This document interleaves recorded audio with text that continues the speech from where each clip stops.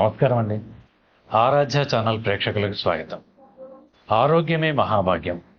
మనం ప్రతిరోజు ఆరోగ్యంగా ఆనందంగా జీవనాన్ని గడపాలి అంటే ఉదయం సాయంత్రం వేళల్లో కనీసం ఒక అరగంట పాటైన శరీరానికి వ్యాయామం అలవాటు చేయాలి.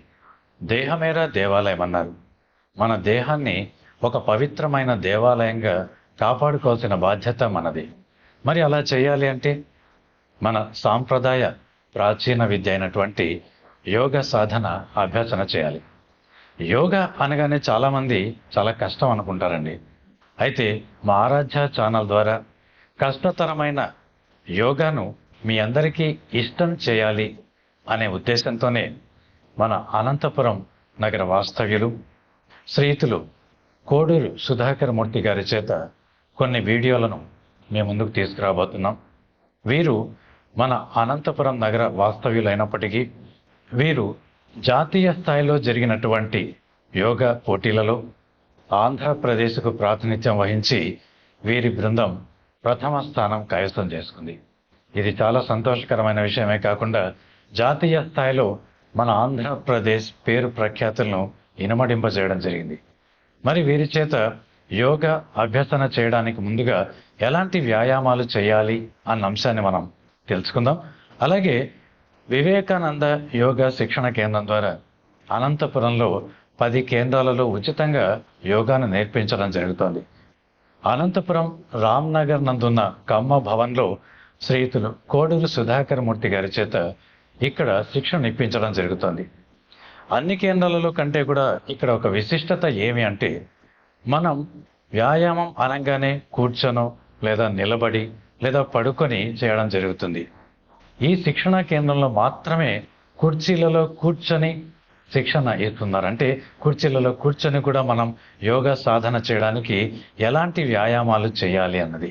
మరి ఇలాంటి విషయాలన్నీ కూడా శ్రీయుతులు యోగరత్న అవార్డు గ్రహీత కోడూరు సుధాకర్ మూర్తి గారి చేత మరిన్ని వివరాలను అడిగి తెలుసుకుందాం. నమస్కారం అండి సుధాకర్ మూర్తి గారు. నమస్కారం సార్. శ్రీ గురుభ్యో నమః. ఆరాధ్య ఛానల్ ప్రేక్షకులకి మనస్పూర్వక నమస్సుమంజలి తెలియజేస్తున్నాను. అన్నిటికంటే ముందుగా అందరికీ యోగా పట్ల అవగాహన కల్పించాలని సంకల్పించిన ఆరాధ్య ఛానల్ వాళ్ళకి ప్రత్యేకంగా అభినందనలు తెలియజేస్తున్నాను. ఇప్పుడు ముఖ్యంగా చెప్పుకోవాలంటే శరీరం ఖలు ధర్మ సాధనం. శరీరము పుష్టిగా దృఢంగా ఉంటేనే మనం ఏమైనా చేయడానికి వీలవుతుంది. అదే శరీరమే సహకరించకపోతే ఏమీ చేయలేము. అందుకే నా చిన్నతనంలో కూడా విన్నాను, ఆరోగ్యమే మహాభాగ్యము. అది చెరగని కొటేషన్.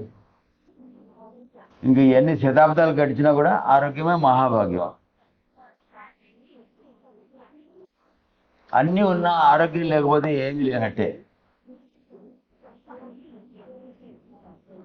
ఇవాళ రేపు మానసిక ఆరోగ్యం, శారీరక ఆరోగ్యం చాలా కష్టమైపోయింది.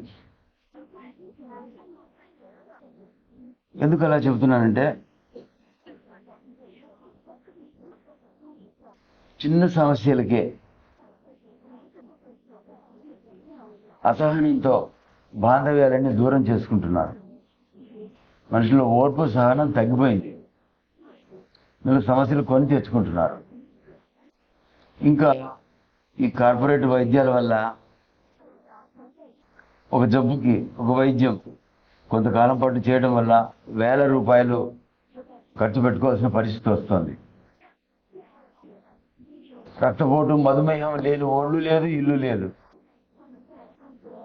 అలాంటి పరిస్థితి నడుస్తుంది. ఒక ఇబ్బందికి వైద్యం చేస్తే దానివల్ల మరి ఇతర ఇబ్బందులు వస్తుండడం మనం గమనిస్తూనే ఉన్నాం.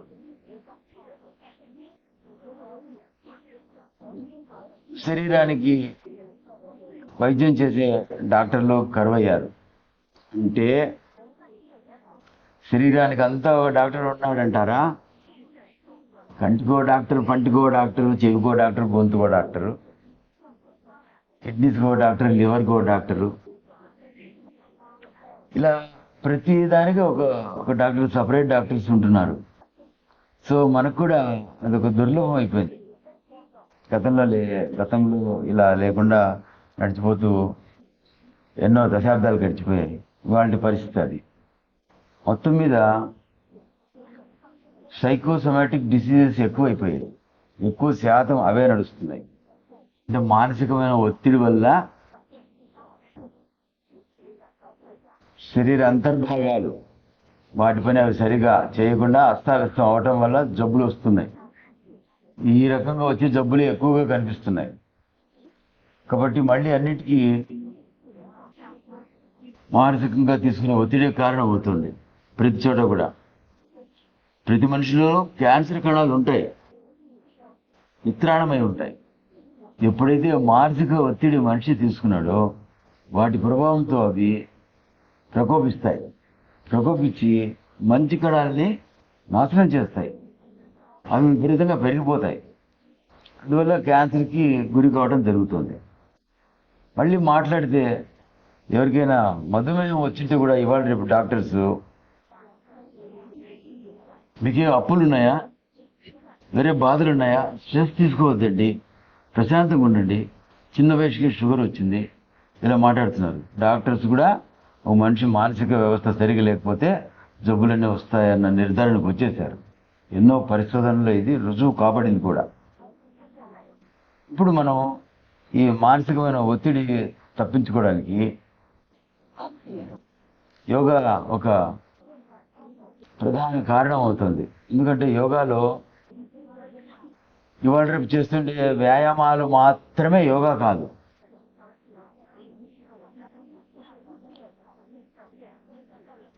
యోగాలో మానసిక ప్రశాంతతకు కావాల్సిన మాటలు మనం వింటాం.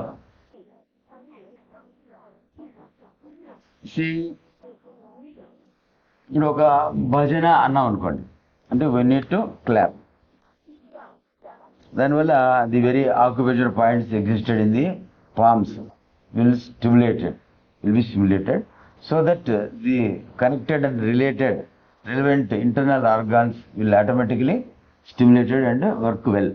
ఆ రకంగా మనం ఆరోగ్యం సంపాదించుకుంటాం. అంతేకాకుండా ఏదైనా ఒక భజన జరుగుతున్నప్పుడు మీరు పలకాలి, లేదు కోరస్లో పార్టిసిపేట్ చేయాలి. దానివల్ల ఏమవుతుందంటే మీ మనసు పక్కలకు వెళ్ళదు, ఇక్కడే కనెక్టెడ్గా ఉంటుంది. దానివల్ల స్ట్రెస్ లెవెల్ తగ్గిపోతుంది. మనం బాగా భజన చేస్తాం, సంతోషంగా ఆనందంగా చెబుతూ ఉంటాం, పలుకుతూ ఉంటాం. Stress level will go down definitely, దాన్ని తిరిగే లేదు. ఇవి మనం యోగా అనే దాంట్లో భాగంగా ఇట్లా భజన, ఆక్యుపేషన్ పాయింట్స్ ఆటోమేటిక్గా స్టిమ్యులేట్ చేయడం, ఇట్లాంటివి నడుస్తూ ఉంటాయి. అంతేకాకుండా మైండ్కి కొన్ని సూచనలు ఇస్తూ ఉంటాం. ఏది, relax your mind, relax your body అని బాడీ పార్ట్స్ అంతా రిలాక్స్ అయ్యేలాగా సూచనలు ఇస్తూ ఉంటాం. ఇది కార్పస్ పోజ్, శవాసనలో. అందువల్ల కూడా చాలా జబ్బులు తొలగిపోతాయి, నయమవుతాయి, ఉపశమనం పొందుతాయి. ది వెరీ డయాబెటిక్ కూడా మానసిక స్ట్రెస్ వల్లనే వస్తూ ఉంటుంది. అది కూడా ఒక కారణం అనుకున్నప్పుడు మరి ఈ రకంగా మనం బాడీని రిలాక్స్ చేయడం వల్ల, ఆ స్ట్రెస్ లెవెల్ తగ్గడం వల్ల ఈ డయాబెటిక్ కూడా ఉపశమనం పొందే అవకాశం ఉంది. ఇంకా మొత్తం మీద ఎక్సర్సైజ్ కూడా శరీరానికి చాలా అవసరం. చూడండి, చాలామంది నడుస్తూ ఉంటారు. ఎలా నడుస్తుంటారు? తీయటి కబుర్లు మాట్లాడుతూ నెమ్మదిగా నిదానంగా ఎంతో దూరం పోయి వస్తుంటారు. ఆ నడక వల్ల ఏం ఉపయోగం లేదు. అందువల్లే డాక్టర్స్ చెప్తారు, బ్రిస్క్ వాక్ చేయండి, చకచకా చేయండి అని చెప్తుంటారు. దాన్ని ఒక ఎక్సర్సైజ్గా, వ్యాయామంగా అనుకొని అలా చేస్తేనే దానివల్ల ఉపయోగం. ఇంకో మాట చెప్పాలంటే, ఒక 500 అడుగులు వాకింగ్ చేసినా, 1000 అడుగులు వాకింగ్ చేసినా, 5000 అడుగులు వాకింగ్ చేసినా ఏ కండరాల్లో కదలికలు వస్తాయో అవి రొటీన్ అయిపోతాయి, వెరీ వెరీ రొటీన్.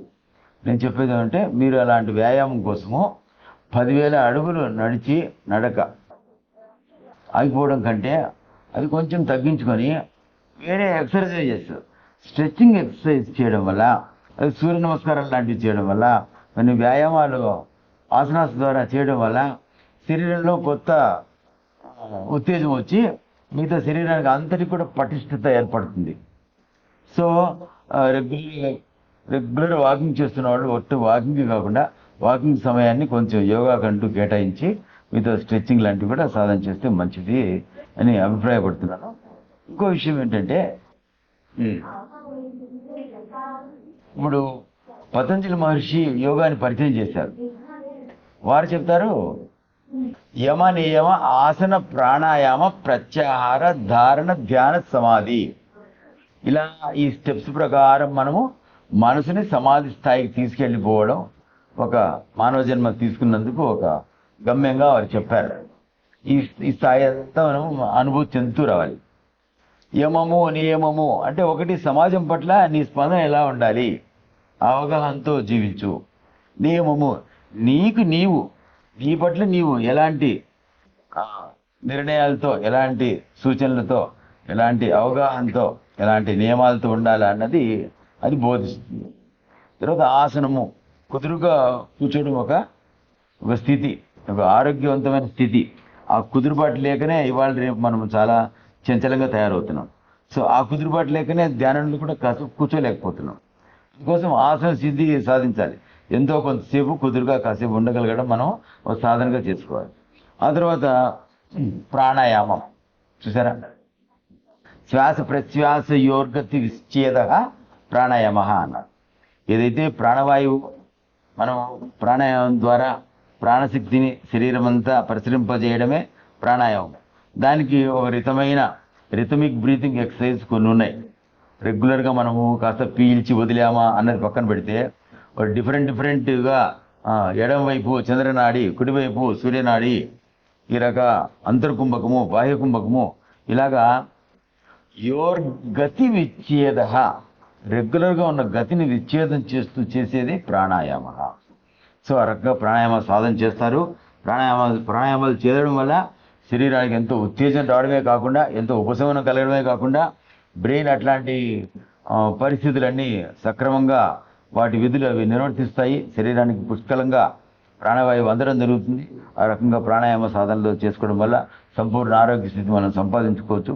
అలాగే ఇంకా ప్రత్యాహారం అంటే అన్నిటి మీదకి కళ్ళకు సంబంధించి ఇబ్బందికరమైన పరిస్థితులు, చూడకూడనివి, గమనించకూడనివి, అన్యాయము, అక్రమం, ఇట్లాంటి వాటికి సంబంధించి కళ్ళు అనే ఇంద్రియాలు చేస్తుండేవి, వాటికి సంబంధించి నిగ్రహం, ఈ విడ్రా సచ్ థింగ్స్ కరెక్ట్గా వాటి పని వాటికి చేసేలాగా చెయ్యి.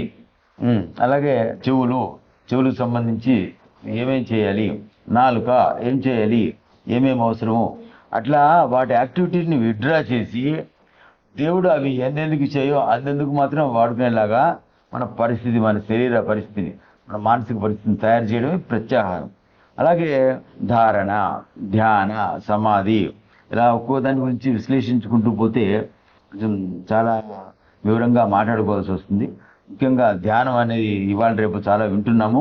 ధ్యానం అంటే కుదురుగా కూర్చోవాలి, ప్రశాంతంగా ఒకే ఆలోచన మీద మనసును నిలబెట్టి కాసేపు ఉండగలిగితే ప్రపంచ విషయాల్ని పక్కన పెట్టి మనం కూర్చున్నట్టు అవుతుంది. సరదాగా ఒక చిన్న మాట చెప్తాను. చిన్నప్పుడు పిల్లవాడు అలర్ట్ చేస్తుంటే వాడిని కొట్టక్కర్లేదు, తిట్టక్కర్లేదు. నేను ఇలారా, ఊరికే ఊరుకుండు, నువ్వు ఊరుకుండు అంటావు. ఈ ఊరుకుండు అంటే ఊరకుండా ఉండు. ఏం ఊరకుండా? ఆలోచనలు ఊరకుండా. అబ్బా, ఆ బావిలో నీళ్లు భలే ఊరుతాయండి, ఈ చెరువులో అరగంటకి నీళ్లు సగానికి ఊరేయండి, ఇట్లా ఊరటం కదా, ఊట. సో ఊరకుండా ఉండు, ఆలోచనలు ఊరకుండా ఉండు అంటే నీ తుర్పి చేష్టలు, నీ అల్లరి చేష్టలు, నీ దురాలోచనలు అవన్నీ పక్కన పెట్టి కుదురుగా కూర్చొని ఉండు అని చెప్పడానికి ఊరుకుండు అని చెప్తారు. ఈ ధ్యానం కూడా అదే. ధ్యానంలో ఏం చేయాలి? ఊరుకుండాలి. ప్రశాంతంగా వెన్ను నిటారుగా ఉంచుకొని ముఖంలో చిరునవ్వుతో ఆలోచనలన్నీ పక్కన పెట్టి శ్వాసను గమనించుకుంటూ మనలో మనం అలా కాసేపు ఉండేసరికి మనసుకి మైండ్కి ఒక రకమైన ప్రశాంత స్థితి వచ్చి అప్పుడు శరీరంలో చేయాల్సిన పనులన్నీ ఆయా తత్సంబంధిత ఆర్గాన్స్ అన్నీ నెమ్మదిగా ప్రశాంతంగా చేసుకుంటూ పోతాయి. అందుకోసం ధ్యాన సాధన చేయమని చెప్పారు. సో తర్వాత నేను చెప్పొచ్చేది ఏంటంటే, చిన్న ఎగ్జాంపుల్ చెప్తాను చూడండి. ఇలా క్లాప్స్ చేస్తే ఆరోగ్యం అని చెప్పాను కదా. ఒక చోట కొంతమంది డాక్టర్లకు సంబంధించిన సమావేశం జరుగుతుంది. 100 మంది డాక్టర్ల మీటింగ్ జరుగుతుంది. అక్కడికి ఒక స్వామీజీ వచ్చారు. ఎందుకో ఇన్వైట్ చేశారు వారిని కూడా. అందరూ మాట్లాడిన తర్వాత మీరు ఏమైనా చెప్పండి స్వామీజీ అని అన్నారు. స్వామీజీ మైక్ తీసుకొని ఇలా అన్నారు, did you treat third gender people ever అన్నాడు. మీరు ఎప్పుడైనా ఆ మూడో జెండర్ వాళ్ళకి వైద్యం చేశారా అని అడిగారు. అందరు కామ్గా ఉన్నారు. చూసారా? అంటే వాళ్ళు మనుషులు కాదా? వాళ్ళకి రోగాలు రావా? మరి ఎందుకు వాళ్ళు రావట్లేదు? వాళ్ళు వైద్యం చేసే అవకాశం వాళ్ళు ఎందుకు తీసుకోవట్లేదు? ఏదైనా యాక్సిడెంట్ అయితే అవన్నీ పక్కన పెట్టండి. సహజంగా మనం పోతున్నంత ఎక్కువగా వాళ్ళది కొంత శాతం ఉంది కదా, వాళ్ళు హాస్పిటల్స్ ఎందుకు ఇరగబడి రావట్లేదు అంటే వాళ్ళు ఇలా క్లాప్ చేయడం అన్నది రోజుకి 100-200 సార్లు చేస్తారు ప్రతిసారి కూడా. అందువల్ల the relevant occupation points stimulate అవ్వడం వల్ల the related internal organs will be get stimulated and work well. అందుకోసం అది కూడా కొంతమంది చెబుతూ ఉంటారు. మనం ఒక రకంగా ఆలోచన చేస్తే అది కూడా నిజమేనేమో అనిపిస్తుంది. ఆ రకంగా యోగాలో కూడా ఈ ఆక్యుపేషన్ యాక్టివేట్ చేసేవన్నీ కూడా నేర్పించడం జరుగుతుంది. ఇలా ఒకటని కాదండి, యోగా ప్రపంచంలోకి అంటూ ఎంటర్ అయ్యామంటే సరే మనసు ప్రశాంతంగా ఉండటానికి, శరీరం ఫిట్గా ఉండటానికి ఎక్సర్సైజ్, బ్రీతింగ్ ఎక్సర్సైజ్ మినహాయించి సూర్య నమస్కారాలు, ఇంకా కూర్చొని నిలబడి వెళ్ళకిలా బోర్ల స్ట్రెచ్చింగ్ ఎక్సర్సైజ్, ఇలా చాలా చెప్పడమే కాకుండా యుక్తాహార విహారస్య, ఏ టైంకి తినాలి, ఎలాంటి తిండి తినాలి, ఎంత నిద్రపోవాలి, ఇట్లాంటి అవగాహన అంతా ఇస్తారు. అంతకుమించి ఏం కావాలి చెప్పండి. సో అందువల్ల తప్పకుండా ఎవరికి వాళ్ళకి అందుబాటులో ఉండే యోగా సెంటర్స్కి వెళ్ళి 1 గంట, దేవుడు 24 గంటలు టైం ఇచ్చాడు, 1 గంట మీ శరీరం కోసం మీరు ఖర్చు పెట్టుకోవాలి. లేదంటే మీ 23 గంటలు మీరు వేస్ట్ చేసినట్టే. ఎందుకంటే ఈ గంట తీసుకోవాల్సిన జాగ్రత్త తీసుకోకపోతే మీకు సరైన రెస్ట్ దొరకదు. అదే ఈ గంట ఒకటి మీకోసం మీరు కేటాయిస్తే మీ కుటుంబ వ్యవహారాలకి, ఫ్యామిలీ మెంబర్స్కి, బయట వ్యవహారాలకి అన్నిటికీ మీరు సక్రమంగా టైం కేటాయించినా కూడా మీరు న్యాయం చేసిన వారు అవుతారు. ఎప్పుడైతే మీ గంట మీరు విలువ ఇవ్వలేదో ఆ రోజు మీరు నష్టమైనట్టే. అందుకోసం రెగ్యులర్ యాక్టివిటీగా ఉండడం కోసం మీకు అందుబాటులో ఉండే యోగా సెంటర్స్కి వెళ్ళండి, చక్కగా యోగా నేర్చుకోండి, యోగా సాధనలో కనెక్టెడ్గా ఉండండి. ప్రతిరోజు కాసేపు యోగా సాధన ద్వారా మీరు శారీరకంగా మానసికంగా ఫిట్గా ఉండడం అన్నది చేసుకోవచ్చు. ఇందాక మన లంకా ప్రసాద్ గారు చెప్పినట్టు వివేకానంద యోగా కేంద్ర అంటే మా వివేకానంద యోగా కేంద్ర, నేను అందులో సభ్యుడిని. 10 చోట్ల ఉచితంగా యోగ శిక్షణ ఏర్పాటు చేస్తున్నారు. ఎక్కడెక్కడ అన్నది వాటి ఫోన్ నెంబర్తో సహా మన ఆరాధ్య ఛానల్ వాళ్ళు మీకు విశిష్టపరుస్తారు, అడిగిన వాళ్ళందరికీ కూడా. కాబట్టి మీరు తప్పకుండా యోగ సాధన చేసుకొని అందరూ ఆరోగ్యంగా ఉండాలని ఈ అవకాశం ఇచ్చిన ఆరాధ్య ఛానల్ వాళ్ళకి మరొక్కసారి మనస్ఫూర్తిగా ధన్యవాదాలు తెలియజేసుకుంటున్నాను. ధన్యవాదాలు ప్రసాద్ గారు. చాలా వివరాలు తెలియజేశారు మా ప్రేక్షకులకు. మరి అలాగే మా ఆరాధ్య ఛానల్ ప్రేక్షకులకు మరొక్కసారి వివరంగా చెప్తున్నా, వీరి చేత సూక్ష్మ వ్యాయామాలు, అలాగే మనం ఎలా యోగ సాధనకు ప్రిపేర్ కావాలి, చిన్న చిన్న వ్యాయామాలను ఎంతో బాగా మేము వీడియోల ద్వారా మీ ముందు ప్రజెంట్ చేయబోతున్నాం. వారు చెప్పినట్టుగా ఈ వివేకానంద యోగా కేంద్రం వారి చిరునామాలన్నీ కూడా మనం ప్రతి ఒక్క వీడియోలో డిస్క్రిప్షన్లో ఇవ్వడం జరుగుతుంది. కాబట్టి మా ప్రేక్షకులందరూ కూడా మమ్మల్ని ఆదరిస్తారని, మరిన్ని ఇలాంటి కార్యక్రమాల ద్వారా మీ ముందుకు వస్తాం. మరొక్కసారి మా ఆరాధ్య ఛానల్ ప్రేక్షకులందరికీ కూడా నమస్కారం. Thanks for watching. Please comment, like, share and subscribe our channel.